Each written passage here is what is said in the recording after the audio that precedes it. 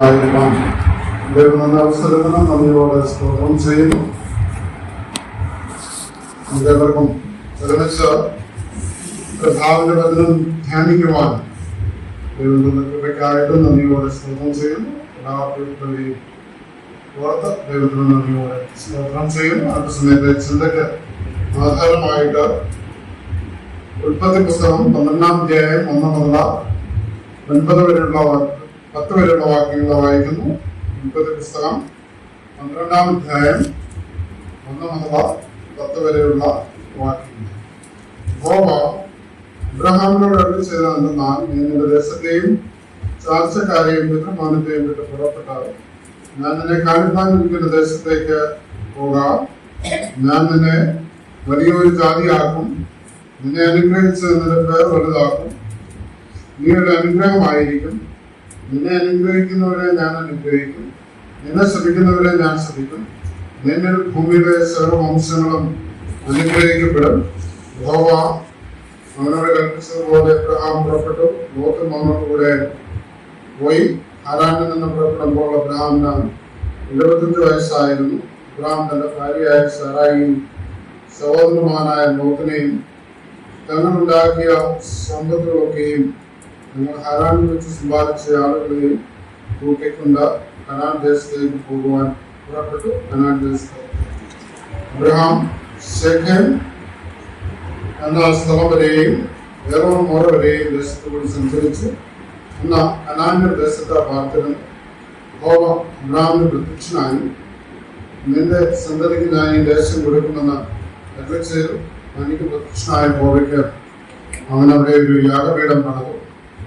അവൻ അവിടെ നിന്ന് ബഥേലിന് കിഴക്കുള്ള മലയ്ക്ക് പുറപ്പെട്ടു.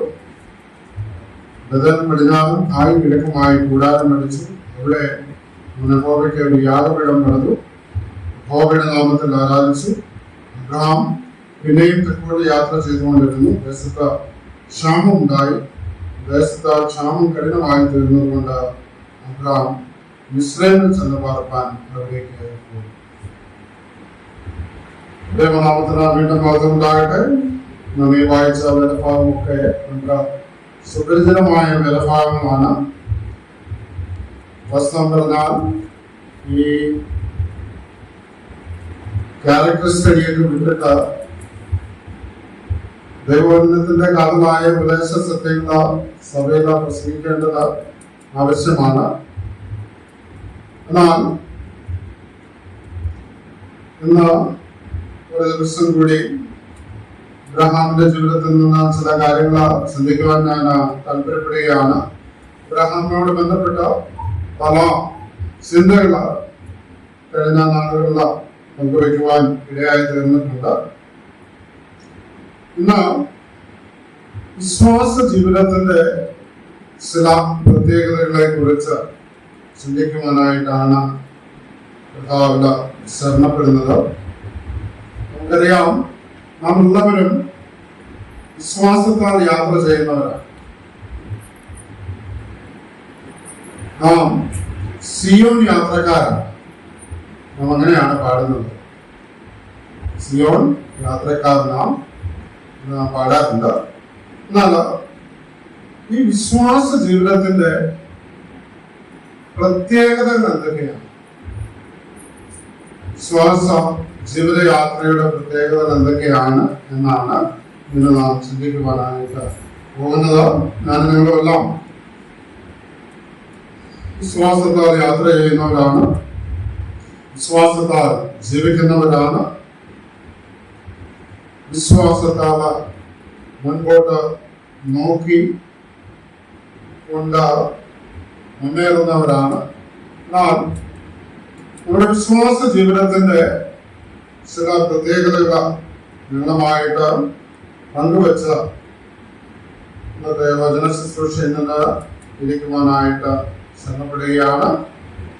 ആ വായിച്ച വേദഭാഗം 1-ാം വാക്യം ഒന്നുകൂടി വായിക്കുന്നു. യഹോവ അബ്രഹാമിനോട് അരുളി ചെയ്തതെന്തെന്നാൽ, നീ നിന്റെ ദേശത്തെയും ചാർച്ചക്കാരെയും പിതൃഭവനത്തെയും വിട്ട് പുറപ്പെട്ട ഞാൻ നിന്നെ കാണിപ്പാനിരിക്കുന്ന ദേശത്തേക്ക് പോകാം.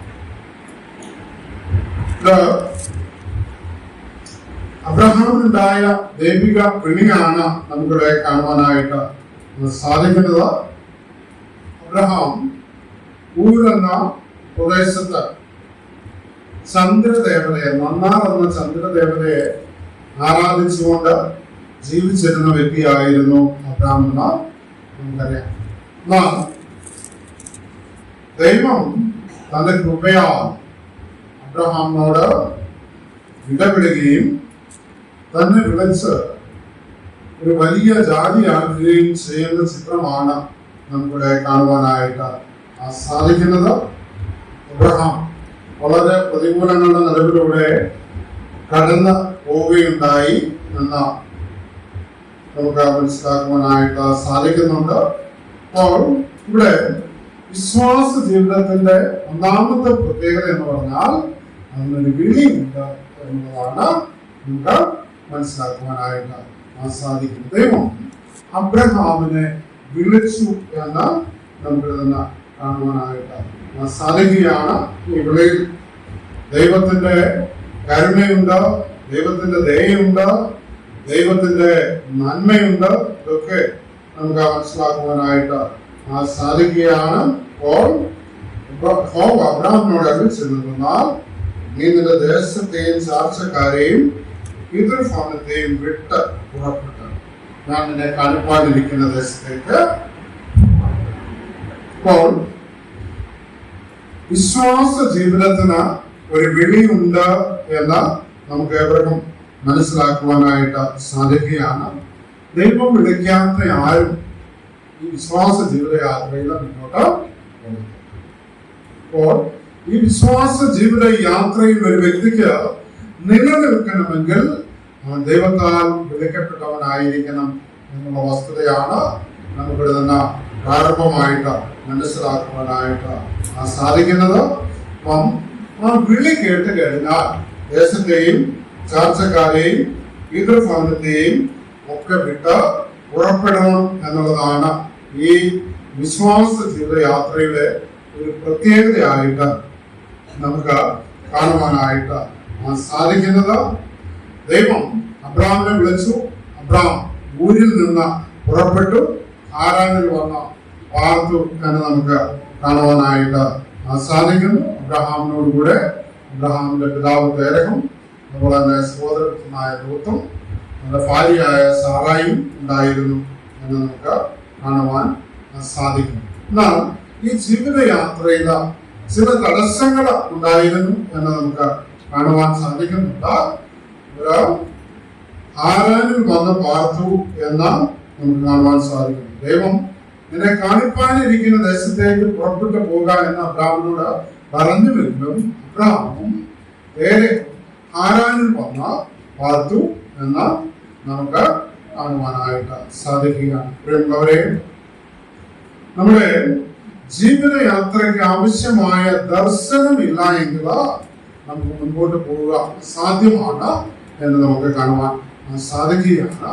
തേരഹിന് കനാനിലേക്ക് പോകുവാനുള്ള വിളിയില്ലായിരുന്നു. തേരഹ ഹാരാനിൽ വന്ന് പാർത്തു. എന്നാൽ തേരഹിന്റെ മരണശേഷമാണ് അബ്രഹാമിന് വീണ്ടും ദൈവത്തിന്റെ വിളി ഉണ്ടാകുന്നതെന്ന് നമുക്ക് കാണുവാനായിട്ട് സാധിക്കുകയാണ്. അപ്പോൾ ഈ വിശ്വാസ ജീവിതയാത്രയിൽ തടസ്സം ഉണ്ടെങ്കിൽ അതിനെയൊക്കെ അതിജീവിച്ച് വേണം നാം മുന്നോട്ട് പോകുവാൻ എന്ന് നമുക്ക് കാണുവാനായിട്ട് ഇടയായി തീരുകയാണ്. ദൈവം പറഞ്ഞത് നീ നിന്റെ ദേശത്തെയും ചാർച്ചക്കാരെയും പിതൃഭവനത്തെയൊക്കെ വിട്ട് ഞാൻ നിന്നെ കാണിപ്പാനിരിക്കുന്ന ദേശത്തേക്ക് പോകാം എന്നുള്ളതാണ്. ഇവിടെ തേരഹ ഈ വിശ്വാസ ജീവിത യാത്രയ്ക്ക് ഒരു തടസ്സമാണ്.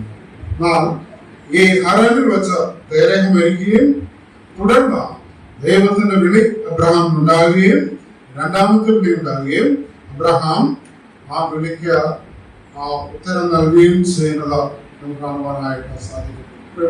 നമ്മളെല്ലാവരും ദൈവത്തിന്റെ വിളി കേട്ട് ഈ വിശ്വാസ ജീവിത യാത്രയിലേക്ക് വിളി കേൾക്കാതെ ആരെങ്കിലും വന്നിട്ടുണ്ടെങ്കിൽ അവരാരും ഈ വിശ്വാസ ജീവിത യാത്രയിൽ നിലനിൽക്കുകയില്ല എന്നുള്ള വസ്തുത നാം മനസ്സിലാക്കും.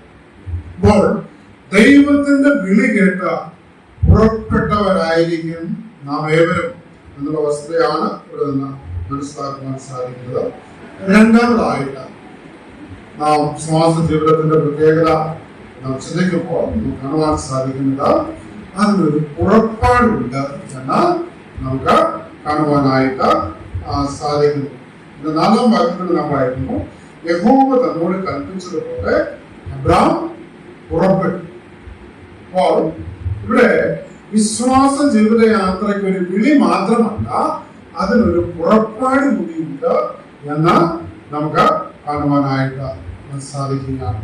പ്രിയമുള്ളവരെ, അബ്രഹാം ദൈവത്തിന്റെ വിളി കേട്ട് പുറപ്പെട്ടു. ലോത്തും അവനോടുകൂടെ പോയി. ഹാരാനിൽ നിന്ന് പുറപ്പെടുമ്പോൾ അബ്രഹാമിന് 75 വയസ്സായിരുന്നു എന്ന് നമുക്കിടുന്ന വായിക്കുവാനായിട്ട് ഇടയായി തീരുകയാണ്. അപ്പോൾ ദൈവിക വിളി കേട്ടാൽ മാത്രം പോരാ, ആ വിളി കേട്ട് അതിന്റെ പ്രത്യുത്തരം എന്ന വണ്ണം നാം പുറപ്പെടേണ്ടത് ആവശ്യമാണ്. വിശ്വാസ ജീവിതയാത്രയ്ക്ക് ഒരു പുറപ്പാടുണ്ട് എന്നുള്ളത് വളരെ വ്യക്തമായിട്ട് ഈ വേദഭാഗത്തിൽ നിന്ന് നമുക്ക് മനസ്സിലാക്കുവാനായിട്ട് സാധിക്കുകയാണ്. പ്രിയമുള്ളവരെ, അനേകരും ദൈവിക വിളി കേട്ടവരാണ്, പക്ഷേ പുറപ്പെടുവാൻ സാധിച്ചിട്ടില്ല എന്നുള്ളതാണ് അനേകരുടെ ജീവിതത്തെ പരിശോധിക്കുമ്പോൾ നമുക്ക് കാണുവാൻ സാധിക്കുന്നത്. ഈ പുറപ്പാടെന്ന് പറയുന്നത് നിസ്സാരമായൊരു വസ്തുതയല്ല. പിതൃഭവനത്തെയും ചാർച്ചക്കാരെയും ബന്ധുക്കളെയും സുഹൃത്തുക്കളെയും അങ്ങനെ എല്ലാറ്റിനെയും വിട്ട് പുറപ്പെടണം, എങ്കിൽ മാത്രമേ വിശ്വാസ ജീവിതയാത്ര സഫലമാവുകയുള്ളൂ എന്ന് നമുക്ക് കാണുവാനായിട്ട് സാധിക്കുകയാണ്. അതുകൊണ്ട് ഈ ഡിപ്പാർച്ചർ ഓഫ് ഫെയ്ത്ത്, വിശ്വാസ ജീവിതത്തിന്റെ പുറപ്പാടെന്ന് പറയുന്നത് അത് വേദനാജനകമായ ഒരു അനുഭവമാണ് എന്ന് നമുക്കിവിടെ നിന്ന് കാണുവാൻ സാധിക്കുകയാണ്. നാം ഇതുവരെയും ആവർത്തിച്ചതും സ്വരൂപിച്ചതും സമ്പാദിച്ചതും പ്രത്യാശ വെച്ചതും ഒക്കെയായ സകലത്തെയും വിട്ട് നാം പുറപ്പെടേണ്ടത് ആവശ്യമാണ്. പ്രിയമുള്ളവരെ, എത്രയോ ആളുകൾ നമുക്ക് ചുറ്റുപാടും ദൈവിക വിളി കേട്ടവരുണ്ട്, പക്ഷേ പുറപ്പെടുവാൻ അവർക്ക് സാധിച്ചിട്ടില്ല. വിളി കേട്ട് പുറപ്പെടുവാൻ സാധിച്ചിട്ടില്ല എന്നുള്ളതാണ് നമുക്കിവിടെ നിന്ന് മനസ്സിലാക്കുവാനായിട്ട് സാധിക്കുന്നത്. കൃപയാൽ അബ്രഹാമിന് വിളി കേട്ട് പുറപ്പെടുവാനായിട്ട് ഇടയായിത്തീർന്നു എന്നുള്ളതാണ് നമുക്കിവിടെ നിന്ന് മനസ്സിലാക്കുവാൻ സാധിക്കുന്നത്. ദൈവത്തിന്റെ കൃപയാൽ, തന്റെ ആർദ്ര കരുണയാൽ എനിക്ക് നിങ്ങൾക്കും കർത്താവിന്റെ വിളി കേൾക്കുവാനും ആ വിളി കേട്ട് പുറപ്പെടുവാനും നമുക്കിടയായി തീർന്നു. അതുകൊണ്ട് ഇന്ന് നാം ജീവിത യാത്ര, വിശ്വാസ ജീവിത യാത്ര മുന്നേറിക്കൊണ്ടിരിക്കുന്നു എന്ന് നമുക്ക് കാണുവാനായിട്ട് സാധിക്കുകയാണ്. അതുപോലെ തന്നെ ഈ വിശ്വാസ ജീവിത യാത്രയ്ക്ക് അതിന് ഒരു ലക്ഷ്യസ്ഥാനമുണ്ട് എന്ന് നമുക്ക് തന്നെ വായിക്കുവാനായിട്ട് ഇടയായി തീരുന്നുണ്ട്. അതിന്റെ 5-ാം വാക്യത്തിന്റെ അവസാന ഭാഗം നാം ഇങ്ങനെ വായിക്കുന്നു, തങ്ങൾ ഹാരാനിൽ വെച്ച് സമ്പാദിച്ച ആളുകളെയും കൂട്ടിക്കൊണ്ട് കനാൻ ദേശത്തേക്ക് പോകുവാൻ പുറപ്പെട്ടു. കനാൻ ദേശത്ത് എത്തി. അപ്പോൾ ഈ വിളിക്ക് ഒരു പുറപ്പാടുണ്ട്. ആ പുറപ്പാടിന് ഒരു ലക്ഷ്യമുണ്ട്. അബ്രഹാം ഹാരാനിൽ വന്ന് പാർത്തുവെങ്കിലും തന്നെ കുറിച്ചുള്ള ദൈവിക ഉദ്ദേശം താൻ കനാനിൽ എത്തുക എന്നുള്ളതായിരുന്നു. അബ്രഹാം കനാനിലെത്തി എന്നാൽ നമുക്ക് നിന്ന് കാണുവാനായിട്ട് സാധിക്കുകയാണ്. നമ്മളവരെ ഇപ്പോൾ ജീവിതയാത്രയ്ക്ക് ഒരു വിളിയുണ്ട്, അതിനൊരു പുറപ്പാടുണ്ട്, അതിനൊരു ലക്ഷ്യസ്ഥാനമുണ്ട് എന്ന് നമുക്ക് നിന്ന് മനസ്സിലാക്കുവാനായിട്ട് സാധിക്കുകയാണ്. നാം എത്രയോ ആളുകളോട് സുവിശേഷം പങ്കുവയ്ക്കുന്നവരാണ്. എത്രയോ ആളുകളെ ഈ വിശ്വാസ ജീവിത യാത്രയിലേക്ക് ക്ഷണിക്കുന്നവരാണ്. ഓരോ ചൊവ്വാഴ്ചയും നാം കടന്നു പോകുന്നുണ്ട്. വ്യക്തിപരമായിട്ട് ആളുകളെ സന്ധിക്കുന്നുണ്ട്. അവരെ നമ്മോടൊപ്പം ചേരുവാൻ നാം വിളിക്കാറുണ്ട്. എന്നാൽ പലരും ലക്ഷ്യസ്ഥാനത്ത് എത്താറില്ല എന്നുള്ളതാണ് നമുക്ക് നിന്ന് മനസ്സിലാക്കുവാനായിട്ട് സാധിക്കുന്നത്. ഈ വിശ്വാസ ജീവിത യാത്രയ്ക്ക് ഒരു ലക്ഷ്യമുണ്ട്. അബ്രഹാം പുറപ്പെട്ടു, കനാൻ ദേശത്ത് എത്തി എന്ന് വളരെ വ്യക്തമായിട്ട് ദൈവത്തിന്റെ വചനം നമ്മെ ഓർമ്മിപ്പിക്കുകയാണ്. നാം എല്ലാവരും സിയോൻ യാത്രക്കാരാണ്. സിയോനിലെത്തുക, ദൈവം നമുക്കായി ഒരുക്കിയിരിക്കുന്ന നിത്യഭവനത്തിൽ എത്തിച്ചേരുക എന്നുള്ളതാണ് നമ്മുടെ ലക്ഷ്യം. നമ്മുടെ പ്രിയപ്പെട്ടവര് കർത്താവിൽ പ്രിയം വെച്ച പലരും ആ ലക്ഷ്യസ്ഥാനത്ത് എത്തി എന്നുള്ളത് ഏവർക്കും അറിയാവുന്നതാണ്. കഴിഞ്ഞ ആഴ്ചയിലും നമ്മുടെ പ്രിയ മാതാവ് താൻ ലക്ഷ്യം വെച്ച ദൈവസന്നിധിയിൽ ചെന്നെത്തുവാൻ ഇടയായി തീർന്നു. ഇവിടെ അബ്രഹാമിനോട് ദൈവം പറഞ്ഞു കനാൻ ദേശത്തേക്ക് പുറപ്പെടുക. ആ ദേശം കാണിച്ചു കൊടുത്തു. അബ്രഹാം കനാൻ ദേശത്ത് എത്തി എന്ന് നാം ഇവിടെ വായിക്കുക. പ്രിയമുള്ളവരെ, നമുക്ക് ഏവർക്കും ലക്ഷ്യസ്ഥാനമുണ്ട്. അത് കനാനിൽ, സ്വർഗീയ കനാനിൽ എത്തിച്ചേരുക എന്നുള്ളതാണ് നമ്മുടെ എവിടെയും വിശ്വാസ ജീവിതയാത്രയുടെ ലക്ഷ്യം. അതാണ് ആ ജീവിതയാത്രയുടെ പാരമ്യം എന്ന് നമുക്ക് കാണുവാനായിട്ട് സാധിക്കുകയാണ്. അങ്ങനെ കനാൻ ദേശത്ത് എത്തി എന്ന് ഇവിടെ നിന്ന് നമുക്ക് കാണുവാനായിട്ട് സാധിക്കുന്നു. വീണ്ടും നാം ഈ 12-ാം അധ്യായത്തിന്റെ 7-ാം വാക്യത്തിലേക്ക് 7-8 വാക്യങ്ങളിലേക്ക് നാം കടന്നു വരുമ്പോൾ യഹോവ അബ്രാഹാമിന് പ്രത്യക്ഷനായി നിന്റെ സന്തതിക്ക് ഞാൻ ഈ ദേശം കൊടുക്കുമെന്ന് അരുളി ചെയ്തു. തനിക്ക് പ്രത്യക്ഷനായ യഹോവയ്ക്ക് അവൻ അവിടെ ഒരു യാഗപീഠം പണിതു. അവൻ അവിടെ നിന്ന് ബേഥേലിന് കിഴക്കുള്ള മലയ്ക്ക് പുറപ്പെട്ടു. ബേഥേൽ പടിഞ്ഞാറും ഹായി കിഴക്കുമായി കൂടാരം പണിച്ചു. അവിടെ അവൻ യഹോവയ്ക്ക് ഒരു യാഗപീഠം പണിതു. യഹോവയുടെ നാമത്തിൽ ആരാധിച്ചു. അബ്രാഹാം പിന്നെയും തെക്കോട്ട് യാത്ര ചെയ്തു. അപ്പോൾ ഇവിടെ മൂന്നാമത്തെ പ്രത്യേകത, വിശ്വാസ ജീവിതയാത്രയുടെ മൂന്നാമത്തെ പ്രത്യേകത എന്ന് പറയുന്നത് വിശ്വാസ ജീവിത യാത്രയ്ക്ക് ഒരു ആരാധനയുണ്ട് എന്ന് ഇവിടെ നിന്ന് നമുക്ക് മനസ്സിലാക്കുവാൻ സാധിക്കുകയാണ്.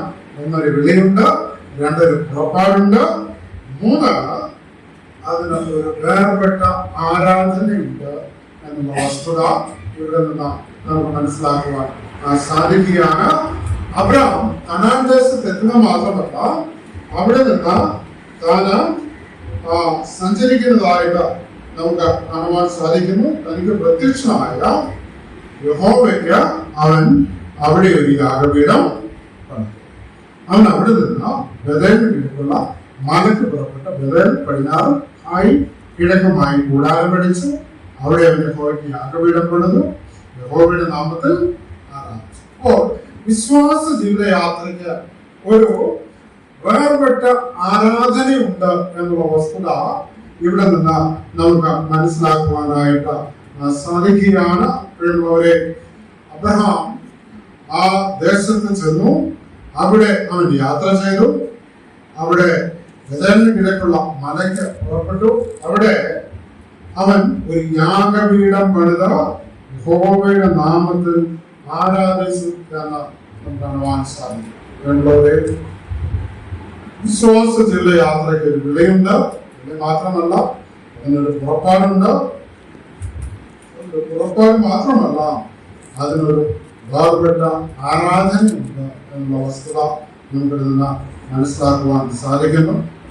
അനേകരും കർത്താവിന് വിളി കേട്ടവരാണ്. എന്നാൽ അവർക്ക് പുറപ്പെടുവാനോ വേർപെടുവാനോ വേർപെട്ട ദൈവത്തെ ആരാധിക്കുവാനോ ഒന്നും കഴിയുന്നില്ല. അപ്പോൾ നമ്മൾ സുവിശേഷം പങ്കുവെക്കുമ്പോൾ ഈ വസ്തുത കൂടി നാം അവരോട് പറഞ്ഞ് മനസ്സിലാക്കേണ്ടത് ആവശ്യമാണ്. ഒരു വിളിയുണ്ട്, ഒരു പുറപ്പാടുണ്ട്, അതുപോലെ തന്നെ ഇതിന് വേർപെട്ട ഒരു ആരാധനയുണ്ട് എന്നുള്ള വസ്തുത നാം മനസ്സിലാക്കണം.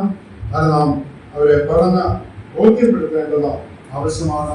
അതിൽ ഓർക്കുന്നത് ദൈവത്തിന്റെ വിളി കേട്ട് ദൈവത്തെ അനുസരിച്ചാൽ മതി, നിൽക്കുന്നിടത്ത് നിന്ന് പുറപ്പെടേണ്ട എന്നുള്ള ഒരു ചിന്ത ഉണ്ട്. എന്നാൽ ദൈവത്തിന്റെ വചനം വളരെ വ്യക്തമായിട്ട് ഓർമ്മിപ്പിക്കുകയാണ്.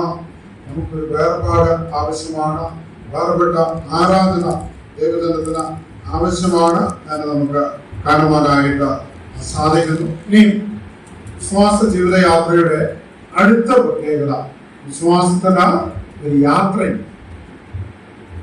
ഇവിടെ അബ്രഹാം ഊരിൽ നിന്ന് ഹാരാനിലേക്ക്, ഹാരാനിൽ നിന്ന് കാനാനിലേക്ക്, കാനാനിൽ നിന്ന് മോറയിലേക്ക്, മോറയിൽ നിന്ന് ബഥേലിലേക്ക്, ബഥേലിൽ നിന്ന് ഈജിപ്തിലേക്ക്, ഈജിപ്തിൽ നിന്ന് ഹെബ്രോണിലേക്ക്. അപ്പോൾ ഈ 5 മുതലുള്ള വാക്യങ്ങൾ നിങ്ങൾ വായിക്കുമ്പോൾ നിങ്ങൾക്ക് വളരെ വ്യക്തമായിട്ട് മനസ്സിലാക്കുവാനായിട്ട് സാധിക്കും. വിശ്വാസ ജീവിതത്തിന് ഒരു യാത്രയിൽ നമുക്കറിയാം, വിശ്വാസ യാത്രയിൽ വിളി കേട്ട് പുറപ്പെട്ടിട്ടുള്ളവർ ആരും തന്റെ ദേശത്ത് നിന്നതായിട്ട് നമുക്ക് കാണുവാനായിട്ട് സാധിക്കുന്നു. അവര് പല സ്ഥലങ്ങളിലേക്ക് പുറപ്പെട്ട, പലയിടങ്ങളിലൂടെ യാത്ര ചെയ്ത് ദൈവം കാണിക്കുന്ന ഒരു സ്ഥലത്ത് എത്തി അവിടെ നിൽക്കുന്നതായിട്ടാണ് നമുക്ക് കാണുവാനായിട്ട് സാധിക്കുന്നത്.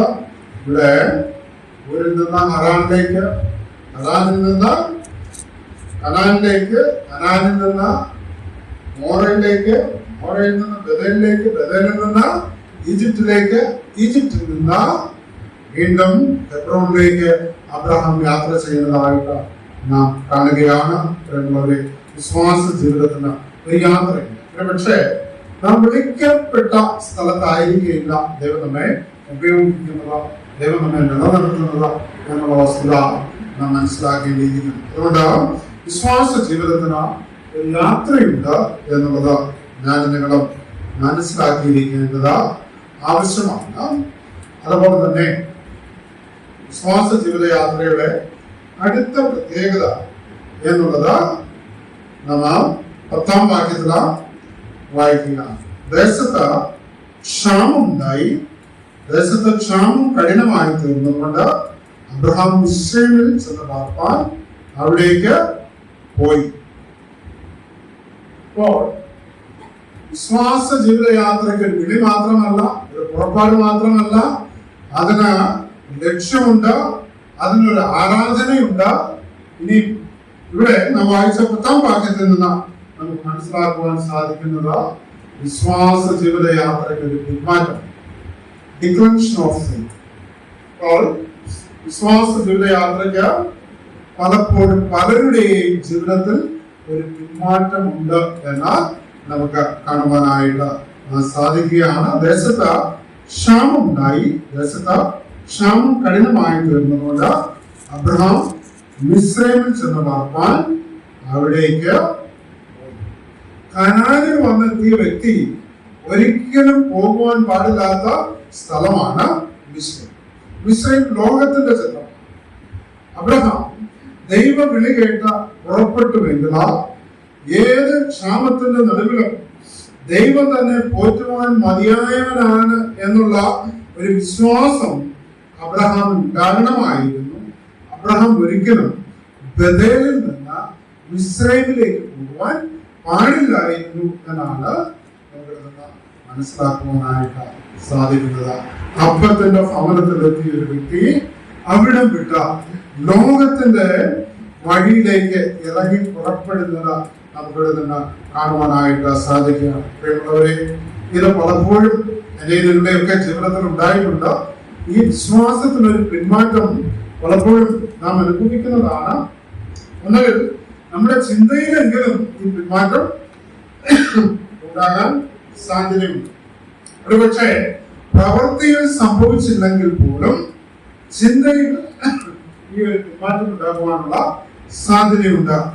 ആണ് തന്റെ ഭാര്യയായ സാറായിയെയും തന്റെ സഹോദരപുത്രനായ ലോത്തിനെയും കൂട്ടിക്കൊണ്ട് അബ്രഹാം എങ്ങോട്ട് പോയി? അബ്രഹാം മിസ്രയീമിലേക്ക് പോയി എന്ന് നമ്മുടെ വായിക്കുന്നു. മിസ്രയീമിൽ എത്തമാറായപ്പോൾ അവൻ തന്റെ ഭാര്യ സാറായിയോട് പറഞ്ഞത്, ഇതാ നീ സൗന്ദര്യമുള്ള സ്ത്രീ എന്ന് ഞാൻ അറിയുന്നു. ഗർഭാവൊക്കെ നമുക്കറിയാവുന്നത് കൊണ്ട് ഞാനത് വിവരിക്കുന്നില്ല. അപ്പോൾ ഈ മിസ്രയീമിലേക്ക് അബ്രഹാം പുറപ്പെട്ടു പോയത് കൊണ്ട് താൻ അനുഭവിക്കേണ്ടി വന്ന പ്രതിസന്ധികളോ പ്രയാസങ്ങളോ എന്തൊക്കെയാണ് എന്ന് നമുക്ക് ഏവർക്കും അറിയാം. ലോകം ഇന്ന് നേരിടുന്ന ഏറ്റവും വലിയ വെല്ലുവിളിയാണ് ഇസ്രയേലും അതുപോലെ തന്നെ അറബ് രാഷ്ട്രങ്ങളും തമ്മിലുള്ള ഈ വെല്ലുവിളികളും യുദ്ധങ്ങളുമൊക്കെ ഇതിനൊക്കെ കാരണമായി തീർന്നത് അബ്രഹാം ബഥേലിൽ നിന്ന് മിസ്രൈമിലേക്ക് പുറപ്പെട്ടു പോയി എന്നുള്ളതാണ് അതിന്റെ മൂല കാരണമായിട്ട് നമുക്ക് കാണുവാൻ സാധിക്കുന്നത്. അതുകൊണ്ട് അവിടെ ചെന്നപ്പോൾ തനിക്ക് തന്റെ ഭാര്യയെ നഷ്ടപ്പെട്ടു. അതുപോലെ തന്നെ അവിടെ നിന്ന് ദൈവഭയമില്ലാത്ത, ദൈവത്തെ ആരാധിക്കാത്ത ഒരു കൂട്ടം സ്ത്രീകളെ അബ്രഹാമിന് ദാസിമാരായിട്ട് ലഭിച്ചു. അവരിൽ അബ്രഹാമിന് മക്കളുണ്ടായി. മക്കള് ദൈവത്തെ മറന്ന് ജീവിക്കുന്നവരും ദൈവത്തിൽ നിന്ന് അകന്നുപോയവരും ആയിരുന്നു എന്ന് നമുക്ക് കാണുവാനായിട്ട് സാധിക്കുന്നുണ്ട്. അതുകൊണ്ട് വിശ്വാസ ജീവിതത്തിന് ഒരു പിന്മാറ്റമുണ്ട് എന്നുള്ള വസ്തുത നാം മനസ്സിലാക്കണം. എവിടെയൊക്കെയാണോ നാം പിന്മാറി പോകുന്നത്, ചിന്തയിലോ പ്രവൃത്തിയിലോ ഒക്കെ പിന്മാറ്റമുണ്ടാകുമ്പോൾ നാം പ്രാർത്ഥിക്കേണ്ടത് ആവശ്യമാണ്. നമ്മുടെ അടുക്കലേക്ക് മടങ്ങി വരുന്ന ആളുകൾക്ക് അവരൊരുപക്ഷെ പിന്മാറ്റത്തിലേക്ക് ഒരുപക്ഷെ വിളി കേട്ട ദൈവ വിളി കേട്ട നമ്മുടെ അടുക്കലേക്ക്, നമ്മുടെ സഭയിലേക്ക് കടന്നു വരുന്ന ആളുകൾക്ക് ഒരുപക്ഷെ അവരുടെ ചിന്തയിലോ അവരുടെ പ്രവൃത്തിയിലോ പിന്മാറ്റത്തിന്റെ അവസ്ഥ ഉണ്ടായിരുന്നു എന്നേക്കാം. അവിടെ ദൈവജനം ശ്രദ്ധയോടെ പ്രാർത്ഥിക്കേണ്ടത് ആവശ്യമാണ്. അവർ യഥാർത്ഥത്തിലുള്ള വിശ്വാസത്തിൽ നിലനിൽക്കുന്നതിനും മടങ്ങി വരുന്നതിനും ഉറപ്പോടും ധൈര്യത്തോടും കൂടെ നിൽക്കുന്നതിനും ദൈവജനത്തിന്റെ ശ്രദ്ധയേറിയ പ്രാർത്ഥന ആവശ്യമാണ് എന്ന് നമുക്ക് ഇവിടെ നിന്ന് കാണുവാനായിട്ട് സാധിക്കുകയാണ്. ഇവിടെ ദൈവം അബ്രഹാമിനെ സഹായിച്ചു എന്നുള്ളതാണ് നമുക്ക് കാണുവാൻ സാധിക്കുന്നത്. പ്രിയമുള്ളവരെ, ഇതേ ചിത്രം തന്നെ ഇസ്ഹാക്കിന്റെ ജീവിതത്തിലും സംഭവിക്കുന്നത് നമുക്ക് കാണുവാൻ സാധിക്കുന്നുണ്ട്. ദേശത്ത് വീണ്ടും ഒരു ക്ഷാമം ഉണ്ടായി. ഇസ്ഹാക്ക് തന്റെ ഭാര്യയെ കൂട്ടിക്കൊണ്ട് മിസ്രൈമിലേക്ക് പോകുവാൻ പുറപ്പെട്ടു. പക്ഷെ ദൈവം പറഞ്ഞു, ഞാൻ നിന്നെ കാണിപ്പാൻ ഇരിക്കുന്ന ദേശത്ത് നീ നിൽക്കാം. അങ്ങനെ ഇസ്ഹാക്ക് ഗരാറിൽ ചെന്ന പാർത്തു എന്ന് നമുക്ക് കാണുവാൻ സാധിക്കുന്നുണ്ട്. പ്രിയമുള്ളവരെ, ദൈവിക വിളികേട്ട വിശ്വാസത്തിലേക്ക് വരുന്ന ഏതൊരുവന്റെയും ജീവിതത്തിൽ ഒരു പിന്മാറ്റത്തിന്റെ അവസ്ഥ ഉണ്ടായേക്കാം. അവിടെ ദൈവജനത്തിന്റെ പ്രാർത്ഥനയും കൈത്താങ്ങലും അവർക്ക് ആവശ്യമാണ് എന്ന് നമുക്ക് കാണുവാനായിട്ട് സാധിക്കുകയാണ്. അടുത്തതായിട്ട് വിശ്വാസ ജീവിതത്തിന്റെ മറ്റൊരു പ്രത്യേകത എന്നുള്ളത് ഈ വിശ്വാസ ജീവിതത്തിന് ഒരു വേർപാട് ഉണ്ട്. അതിന്റെ 13-ാം അധ്യായത്തിന്റെ 8-9 വാക്യങ്ങളിലേക്ക് നാം വരുമ്പോൾ അബ്രഹാം ലോത്തിനോട്, എനിക്കും നിനക്കും എന്റെ ഇടയന്മാർക്കും നിന്റെ ഇടയന്മാർക്കും തമ്മിൽ പിണക്കം ഉണ്ടാകരുത്. നാം സഹോദരന്മാരല്ലയോ? ദേശമെല്ലാം നിന്റെ മുൻപാകിയോ? എന്നെ വിട്ടു പെരുകാറും. നീ ഇടത്തോട്ടെങ്കിൽ ഞാൻ വലത്തോട്ട് പോയിക്കൊള്ളാം, നീ വലത്തോട്ടെങ്കിൽ ഞാൻ ഇടത്തോട്ട് പോയിക്കൊള്ളാം എന്ന് പറഞ്ഞു. അപ്പോൾ ലോത്ത് നോക്കി യോർദാൻ അരികെയുള്ള പ്രദേശമൊക്കെ നീരോട്ടമുള്ളതെന്ന് കണ്ടു. യഹോവ സൊദോമിനെയും ഗൊമോറയെയും നശിപ്പിക്കുന്നതിന് മുൻപ് അത് യഹോവയുടെ തോട്ടം പോലെയും സോവാർ വരെ മിസ്രൈം ദേശം പോവുകയും ആയി. ഇവിടെ ഒരു വേർപാട് ഇവിടെ വിശ്വാസ ജീവിതയാത്രയിൽ അനിവാര്യമാണ് എന്ന് നമുക്ക് കാണുവാൻ സാധിക്കുന്നു. ലോത്ത് നീതിമാനായിരുന്നു എങ്കിലും ലോകത്തിന് ലോകത്തോട് പറ്റുമാനമുള്ളവൻ ആയിരുന്നു എന്ന് നമുക്ക് കാണുവാനായിട്ട് സാധിക്കുകയാണ്. ഇവിടെ അബ്രഹാം പറയുകയാണ്, നമ്മൾ സഹോദരന്മാർക്കോ എന്റെ ഇടയന്മാർക്കും നിന്റെ ഇടയന്മാർക്കും തമ്മിൽ പിണക്കമുണ്ടാകരുത്. അതുകൊണ്ട് നീ ഇടത്തോട്ടെങ്കിൽ ഞാൻ വലത്തോട്ട് പോയിക്കൊള്ളാം എന്ന് പറഞ്ഞപ്പോൾ ലോത്ത് നോക്കി നീരോട്ടമുള്ള പ്രദേശമൊക്കെയും ലോത്ത് കണ്ട് അങ്ങോട്ട് യാത്ര തിരിക്കുന്നത് നമുക്ക് കാണുവാൻ സാധിക്കുന്നു. ഒരു വിശ്വാസ ജീവിത യാത്രയിൽ ഒരു വേർപാട് ആവശ്യമാണ്. ആ വേർപാട് ദൈവിക പദ്ധതി പ്രകാരമുള്ളതായിരിക്കണം എന്ന് നമുക്ക് കാണുവാൻ സാധിക്കുകയാണ്. അബ്രഹാം ലോത്തും വേർപെട്ടു. ലോത്ത് കൂടാരം നീക്കി അടിച്ചു എന്ന് നാം വായിക്കുന്നു. അപ്പോൾ നീരോട്ടമുള്ള പ്രദേശങ്ങളിലേക്കൊക്കെയും താൻ കൂടാരം നീട്ടി അടിച്ചു. അങ്ങനെ സൊദോമിലും ഗൊമോറയിലും ചെന്നെത്തി അവിടെ നാശപട്ടണത്തിലേക്ക് ലോത്ത് ചെന്നെത്തുവാൻ ഇടയായി തീർന്നു എന്ന് നമുക്ക് കാണുവാൻ സാധിക്കുന്നു. ചിത്രമൊക്കെ നമുക്ക് ഏവർക്കും പരിചയമുള്ളതാണ്, കൂടുതൽ വിവരിക്കുന്നില്ല. അതുകൊണ്ട് ഈ വിശ്വാസ ജീവിതയാത്രയുടെ ഈ വേർപാട് നാം വളരെ സൂക്ഷ്മതയുള്ളവരായിരിക്കണം. നാം എങ്ങോട്ടാണ് നീങ്ങുന്നത്, എവിടേക്കാണ് പോകുന്നത് എന്ന് നമ്മുടെ ജീവിതത്തെ ഒരിക്കൽ കൂടി നാം ഒന്ന് പരിശോധിക്കണം. നാം പോകുന്നത് നാശപ്പെട്ടതിലേക്കാണോ? നാം പോകുന്നത് നാശത്തിലേക്കാണോ? കൂടാരം മാറി മാറി അടിക്കുന്നതെന്ന് നാം ചിന്തിക്കേണ്ടത് ആവശ്യമാണ്. പ്രിയമുള്ളവരെ, ദൈവിക കൃപ, ദൈവത്തിന്റെ ദയ, ദൈവത്തിന്റെ കരുതൽ, ഇതൊക്കെ അനുഭവിക്കുവാൻ എനിക്ക് നിങ്ങൾക്കും ഇടയായി തീരട്ടെ. അടുത്തതായിട്ട് വിശ്വാസ ജീവിതയാത്രയുടെ മറ്റൊരു പ്രത്യേകത, ഇതിനൊരു ദർശനമുണ്ട് എന്നതാണ്. അതിലെ 13-ാം അധ്യായത്തിന്റെ 14-15 വാക്യങ്ങളിലേക്ക് വരുമ്പോൾ, ലോത്ത് അബ്രാഹാമിനെ വിട്ട് പിരിഞ്ഞ ശേഷം യഹോവ അബ്രാഹാമിനോട് അരുളിച്ചെയ്ത, തല പൊക്കി നീ ഇരിക്കുന്ന സ്ഥലത്ത് നിന്നും വടക്കോട്ടും തെക്കോട്ടും കിഴക്കോട്ടും പടിഞ്ഞാറോട്ടും നോക്കുക. നീ കാണുന്ന ഭൂമിയൊക്കെയും ഞാൻ നിനക്കും നിന്റെ സന്തതിക്കും ശാസ്ത്രമായി തരും. ഞാൻ നിന്റെ സന്തതിയെ ഭൂമിയുടെ കൂടി പോലെയാകും കാണുവാനായിട്ട് സാധിക്കും. അപ്പോൾ പ്രിയമുള്ളവരെ, നമുക്ക് മനസ്സിലാക്കുവാൻ സാധിക്കുന്ന ഒരു വസ്തുത, ഈ വിശ്വാസ ജീവിത യാത്രയ്ക്ക് ഒരു ദർശനം, ഒരു വിഷൻ.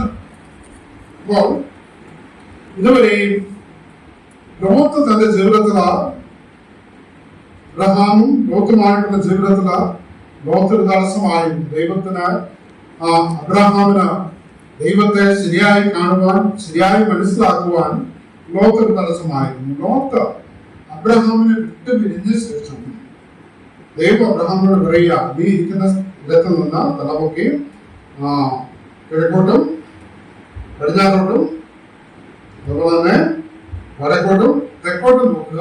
നോക്കുന്ന സ്ഥലമൊക്കെ ഞാൻ നിനക്ക്. ലോത്ത് ഒരു തെരഞ്ഞെടുപ്പ് നടത്തിയില്ലേ? ലോത്ത് ഒരു തെരഞ്ഞെടുപ്പ് നടത്തി നീരോട്ടുള്ള പ്രദേശമൊക്കെയും കണ്ട് ലോത്ത് മുന്നോട്ട് പോയി. പക്ഷേ ശാസ്ത്രമായിട്ട് ആ പ്രദേശമൊക്കെ ദൈവം ആർക്കാണ്? തലമുക്കി വടക്കോട്ടും തെക്കോട്ടും കിഴക്കോട്ടും പടിഞ്ഞാറോട്ടും ഉള്ളവരെ തെരഞ്ഞെടുപ്പ് അത് ദൈവികമായിരിക്കണം. ദൈവഹിതത്തിൽ ആശ്രയിച്ച് നാം തെരഞ്ഞെടുക്കണം. അല്ല എങ്കിൽ നാം പോകുന്ന നാശത്തിലേക്കായിരിക്കും എന്നിവിടെ നിന്ന് നമുക്ക് മനസ്സിലാക്കുവാൻ സാധിക്കുന്നു. ദൈവഹിതപ്രകാരം താമസിച്ച അബ്രഹാമിന് ദൈവാദേശം മുഴുവൻ നൽകിയെന്ന് നമുക്ക് കാണുവാൻ സാധിക്കുന്നു. തന്റെ സ്വന്തം ഇഷ്ടപ്രകാരം തെരഞ്ഞെടുത്ത ലോത്തിന് സർവ്വതും നഷ്ടമായി എന്നുകൂടി നമുക്കിവിടെ കാണുവാൻ സാധിക്കുന്നു.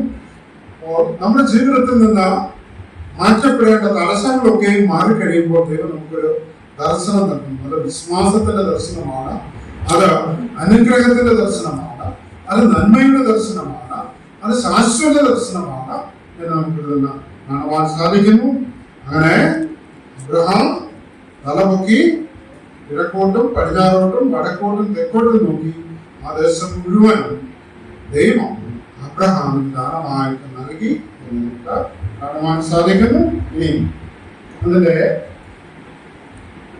17-18 വാക്യങ്ങളിലേക്ക് നാം കടന്നു വരുമ്പോൾ ഈ വിശ്വാസ ജീവിതത്തിന്റെ അവസാനത്തെ പ്രത്യേകത നമുക്ക് കാണുവാനായിട്ട് സാധിക്കുകയാണ്.